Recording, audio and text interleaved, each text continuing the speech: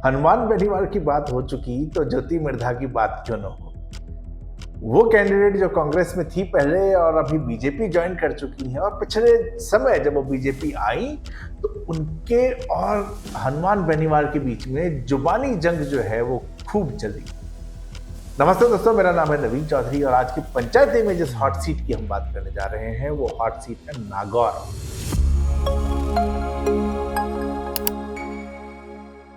नागौर फिर से एक जाट बेल्ट का एक स्ट्रॉन्ग होल्ड, जहां पर मिर्धा परिवार का बहुत ज्यादा होल्ड है।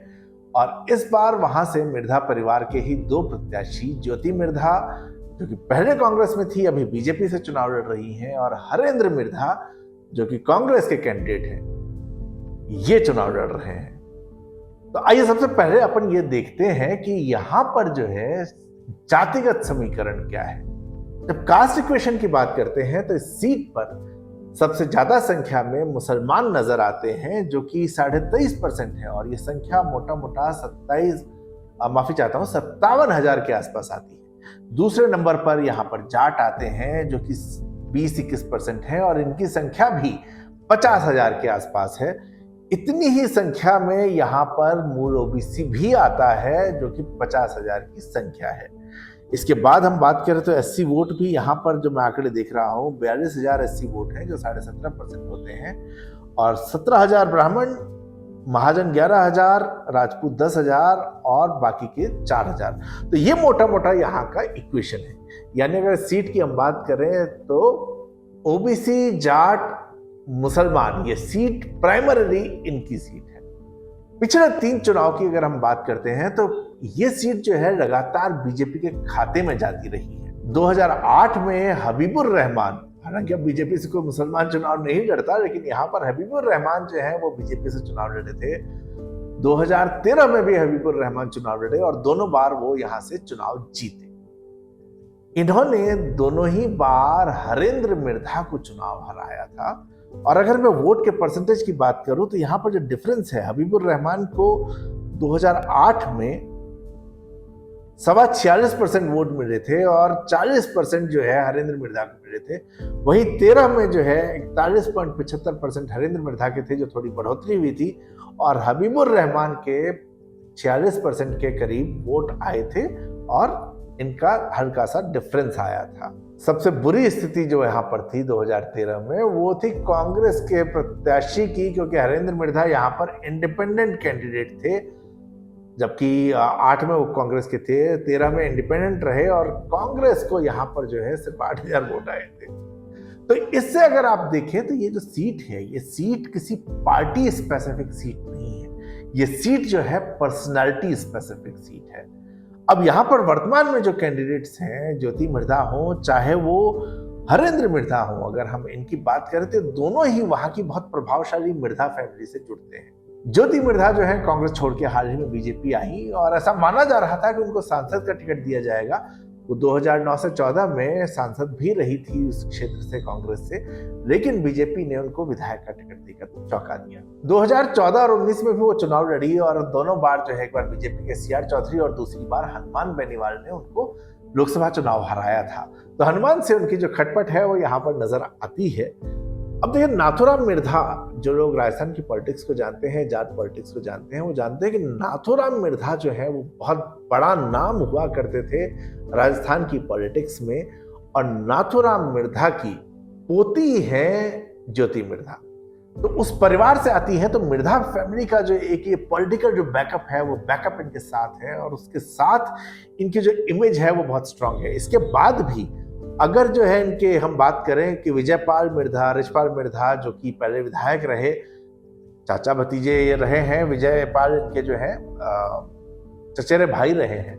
हरियाणा की जाट पॉलिटिक्स में दीपेंद्र हुड्डा परिवार जो फेमस है, तो दीपेंद्र हुड्डा की जो है ये सिस्टर इन लॉ भी है। तो ये जो सारा का सारा इक्वेशन इनका बनता है, ये सारा का सारा इक्वेशन इनको एक बहुत स्ट्रांग कैंडिडेट के रूप में यहाँ पर प्रेजेंट करता है। अब हम बात करते हैं दूसरे हरेंद्र मिर्धा की, जो कि कांग्रेस के प्रत्याशी हैं। हरेंद्र मिर्धा कांग्रेस से चुनाव लड़े, फिर इंडिपेंडेंट चुनाव लड़े, और अगर मैं स्पेशली आपसे बात करूं तो 2018 में ये जो है मूव कर गए थे खीवसर सीट पे, और इनका बैड लक आप देखें कि वो आमिर खान का क्या डायलॉग था, मेरा बैड लक ही खराब है, तो इनका बैड लक एक्चुअली खराब है। 8 हारे, 13 हारे और 18 में भी ये हनुमान बेनीवाल से सीट बदलने के बावजूद हार गए। तो इस बार ये वापस से अपनी पुरानी सीट पे आए हैं।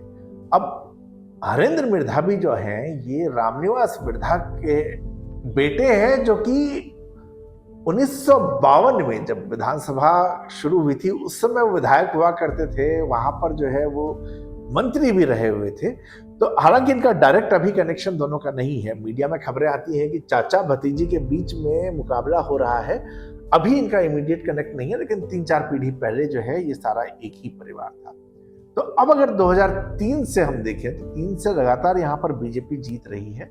कांग्रेस 1998 में आखिरी बार ये सीट जीत पाई थी और वो हरेंद्र मिर्धा ही थे जिन्होंने सीट को जीता। उसके बाद से लगातार उनको हार का सामना करना पड़ा है।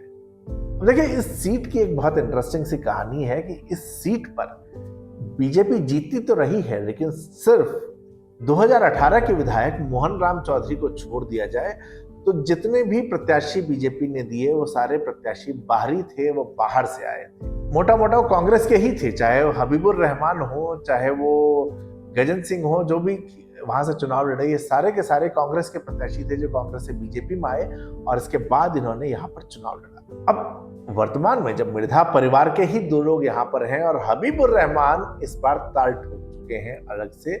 हबीबुर रहमान जो है, जब हरेंद्र मिर्धा को कांग्रेस का टिकट मिला तो हबीबुर रहमान ने इंडिपेंडेंट चुनाव लड़ने का तय किया। हबीबुर रहमान की जो स्थिति को अगर हम देखें तो अब ये जो सीट है, ये सीट प्राइमरीली जाट और मुसलमान का एक कॉम्बिनेशन है।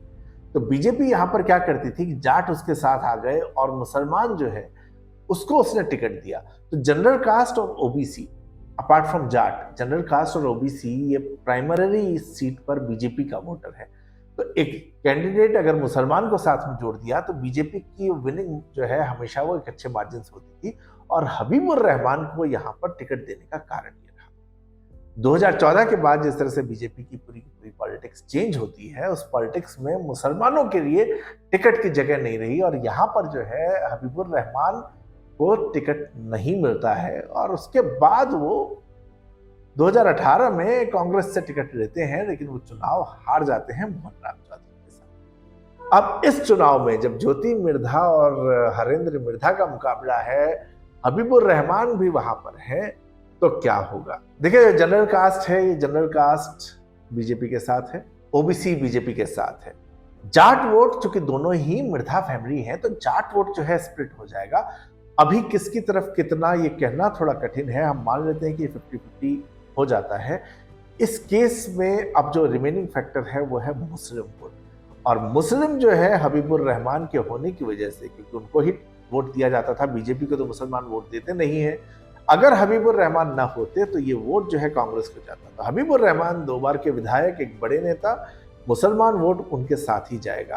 तो ये जो है एक बहुत सीधा सीधा नुकसान हरेंद्र मिर्धा को एक बार फिर से होते हुए यहाँ पर नजर आ रहा है। और ज्योति मिर्धा के पास ये एक एज है कि वो ओबीसी जनरल कास्ट के वोट के साथ और जाटों के आधे वोट भी अगर उनको मिलते हैं तो उसके साथ वो ये चुनाव जीत जाए।